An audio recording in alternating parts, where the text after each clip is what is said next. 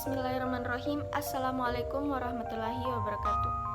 Perkenalkan, nama saya Putri Amalia Ramadhani dari program studi akuntansi Lembaga Keuangan Syariah dengan NIM 21203862010181. Pada kesempatan kali ini, saya akan menjawab soal ujian tengah semester mata kuliah Ekonomi Islam.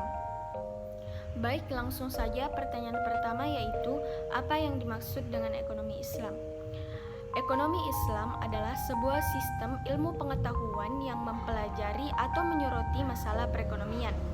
Sama seperti konsep ekonomi konvensional lainnya. Hanya saja dalam konsep ekonomi ini, nilai-nilai Islam menjadi landasan dan dasar dalam setiap aktivitasnya. Pertanyaan kedua yaitu, sebutkan dan jelaskan sumber dan landasan nilai dalam ekonomi Islam. Yang pertama yaitu Al-Quran. Al-Quran merupakan sumber utama atau sumber pokok yang diturunkan Allah Subhanahu wa Ta'ala kepada baginda Nabiullah Muhammad SAW guna membimbing manusia kepada jalan yang benar. Selanjutnya adalah hadis dan sunnah. Hadis dan sunnah merupakan hukum kedua setelah Al-Quran, di mana para pelaku ekonomi akan menggunakan hukum tersebut jika dalam Al-Quran tidak dijelaskan secara terperinci mengenai hukum ekonomi tersebut. Yang ketiga adalah ijma. Ijma adalah sumber hukum yang ketiga, yang mana merupakan konsensus yang baik dari masyarakat maupun cara cendekiawan agama yang tidak terlepas dari Al-Quran dan hadis. Landasan keempat adalah ijtihad atau qiyas. Ijtihad merupakan usaha meneruskan setiap usaha untuk menemukan banyak sedikitnya kemungkinan suatu persoalan syariat. Sedangkan qiyas adalah pendapat yang merupakan alat pokok ijtihad yang dihasilkan melalui penalaran analogi. Landasan terakhir yaitu istihsan, istislah, dan istishab merupakan bagian dari sumber hukum lainnya yang dimana telah diterima oleh sebagian kecil dari keempat mazhab. Selanjutnya pertanyaan ketiga, yaitu jelaskan prinsip dasar dan tujuan ekonomi Islam. Prinsip-prinsip dasar ekonomi Islam didasarkan pada 5 nilai universal. Yang pertama yaitu tauhid atau keimanan, yang kedua adil atau keadilan, yang ketiga nubuah atau kenabian, yang keempat khalifah atau pemerintah, dan yang terakhir ma'ad atau hasil.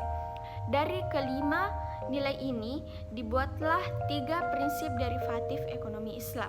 Yang pertama yaitu kepemilikan multijenis, yang kedua yaitu kebebasan bertindak, dan yang terakhir yaitu keadilan sosial. Kemudian, tujuan utama dari sistem ekonomi Islam selaras dengan tujuan dari penerapan syariat atau hukum agama Islam, yaitu untuk mencapai tatanan yang baik serta terhormat sehingga terciptanya kebahagiaan dalam lingkup dunia dan akhirat. Pertanyaan selanjutnya yaitu, jelaskan konsep khilafah dalam ekonomi Islam. Khilafah adalah sebuah gerakan keagamaan yang dipahami sebagai konsep tentang kenegaraan yang sesuai dengan syariat Islam, di mana pemimpinnya disebut dengan khalifah. Adapun kebijakan khilafah dalam pemenuhan kebutuhan pokok masyarakat, di mana ekonomi Islam menjamin tercapainya kebutuhan pokok masyarakat secara menyeluruh, baik itu barang maupun jasa. Pertanyaan kelima yaitu, jelaskan konsep filantropi dalam ekonomi Islam. Filantropi adalah sebuah tindakan seseorang yang mencintai sesama manusia dan nilai kemanusiaan, sehingga menyumbangkan waktu, uang, dan tenaganya untuk menolong orang lain. Filantropi dalam Islam merupakan praktik kedermawanan dalam tradisi Islam melalui zakat, infak, sedekah, dan wakaf. Pertanyaan terakhir yaitu, jelaskan konsep kepemilikan dalam ekonomi Islam. Kepemilikan adalah suatu ikatan seseorang dengan hak miliknya yang disahkan oleh syariat. Ada 4 model kepemilikan. Yang pertama yaitu kepemilikan penuh, yang kedua yaitu kepemilikan pada benda terkait sekaligus memanfaatkannya, yang ketiga yaitu hak memanfaatkannya saja, dan yang terakhir yaitu hak memiliki saja tanpa memanfaatkannya. Baik, itulah tadi jawaban saya mengenai ujian tengah semester pada mata kuliah Ekonomi Islam. Sekian dan terima kasih. Wassalamualaikum warahmatullahi wabarakatuh.